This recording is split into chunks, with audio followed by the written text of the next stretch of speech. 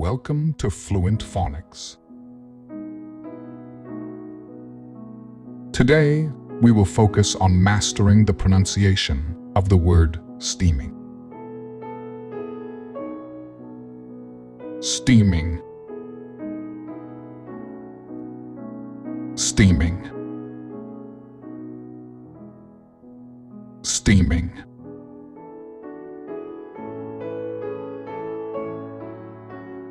Here's an example of how one might use it in a sentence.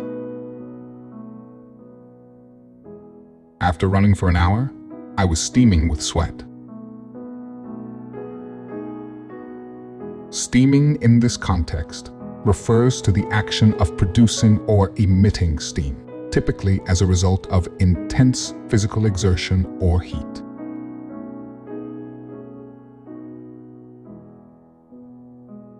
Thank you for your time. If you enjoyed this, please like and subscribe for further content.